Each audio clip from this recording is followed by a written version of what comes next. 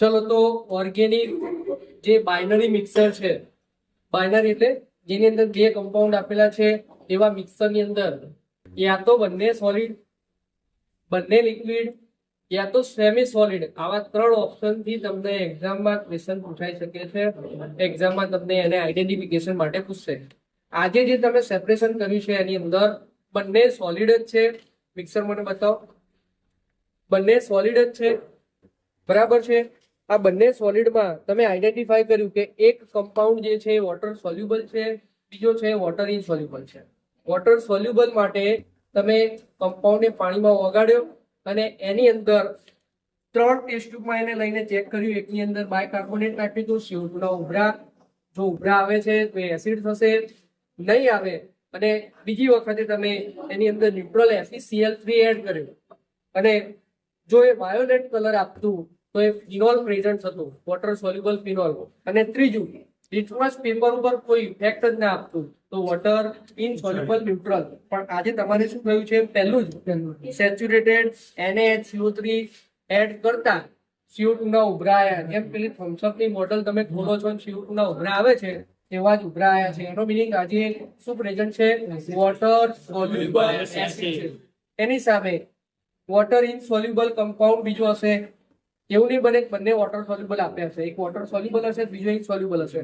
તો વોટર ઇનસોલ્યુબલમાં પણ તમે ચેક કર્યું ભાઈ કે બાયકાર્બોનેટ નાખ્યું, એસિડ થી રિપ્રેસિપિટેટ ના થયા એટલે એસિડ એબ્સન્ટ હતો. ફરીથી રેસિડ્યુ લીધા, એની અંદર 20% NaOH નાખ્યું, ફિલ્ટર કર્યું, 50% HCl નાખ્યું, પ્રેસિપિટેટ મળે નહીં એટલે ફિનોલ પણ એબ્સન્ટ આવ્યો.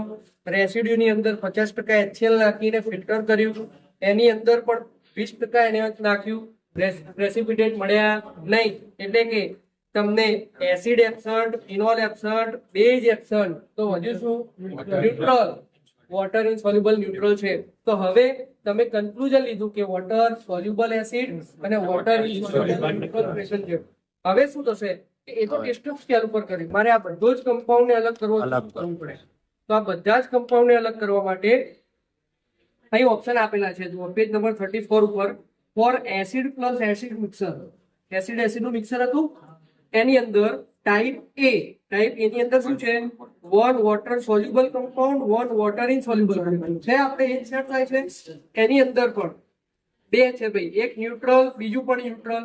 ના ભાઈ આપણે બે ન્યુટ્રલ નથી.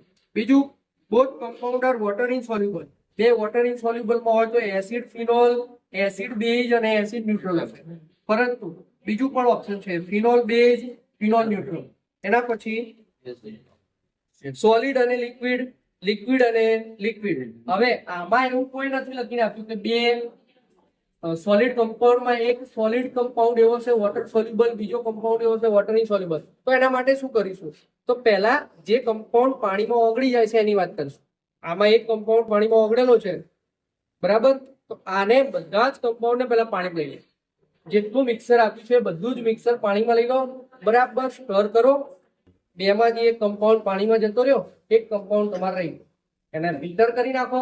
એક કમ્પાઉન્ડ ફિલ્ટર પેપર ઉપર આવશે, બીજો કમ્પાઉન્ડ નીચે પાણીમાં, પાણીની અંદર ઓગળેલા સ્વરૂપે જોવા મળશે. તો પછી એને શું કરવાનું, થોડો થોડો એમાંથી પાર્ટ લઈ અને ઇવોપરેટિંગ ડિશમાં એને ગરમ કરવાનું. બાષ્પ વાટકીમાં લઈ અને ગરમ કરીશું. ગરમ કરીશું એટલે શું થશે, જેમ અગરિયો મીઠું પકવે છે ને એવું પેલું ગરમીથી પાણી ઉડી જવાનું છે અને પદાર્થ બાષ્પ વાટકીમાં રહી જશે. તો આપણે સેમ એ જ પ્રોસેસથી ઇવોપરેટ કરતું જવાનું. બધું પાણી એક સાથે ઇવોપરેટમાં મૂકવાનું નહીં. કેમ, બધું પાણી ગરમ થશે, ઉડતા વાળ લાગશે અને એમાંથી કમ્પાઉન્ડ પડશે. એની સામે થોડું થોડું પાણી 2-3 વખત લઈ અને એને ઇવોપરેટિંગ ડિશમાં ઇવોપરેટ થવા માટે મૂકવાનું. એટલે લિક્વિડ અને વોટર સોલ્યુબલ કમ્પાઉન્ડ હશે જે સોલ્યુબલ થઈ ગયું છે એ ધીરે ધીરે પાણી એમાંથી ઉડી જવાનું, કમ્પાઉન્ડ કરને પાછું. અને બીજો કમ્પાઉન્ડ ક્યાં છે, જે વોટર ઇનસોલ્યુબલ ન્યુટ્રલ છે એ તમારે ફિલ્ટર પેપરની અંદર રહી જશે. આ રીતે તમે વોટર સોલ્યુબલ, કોઈ બી વોટર સોલ્યુબલ કમ્પાઉન્ડ હોય એને સેપરેટ કરવું હોય તો એને શું કરવાનું, પાણીમાં ઓગાળી દેવાનું. આજે તમને એસિડ પૂછ્યો છે, કાલે ન્યુટ્રલ પણ હોઈ શકે, કાં તો ફિનોલ પણ હોઈ શકે છે. આમાં વોટર સોલ્યુબલ કોઈ બી કમ્પાઉન્ડ સાથે વોટર ઇનસોલ્યુબલ હોય તો કંઈ પણ વિચાર્યા વગર શું કરવાનું, પાણી નાખી સ્ટર કરો, ફિલ્ટર કરી નાખો. જે ફિલ્ટ્રેટ આવશે નીચે લિક્વિડ હોય ને ફિલ્ટ્રેટ કહેવાય. તો એને આપણે શું કરવાનું છે, ઇવોપરેટિંગ ડિશની અંદર મૂકી ગરમ કરવા દેવાનું. અને સાથે સાથે બીજો કમ્પાઉન્ડ જે છે ફિલ્ટર પેપરની અંદર આવ્યો છે એ તમારો વોટર ઇન્સોલ્યુબલ. યાદ રાખો વોટર સોલ્યુબલ માટે પાણી જ એને ઇવોપરેટ. બરાબર, ચાલુ કરો.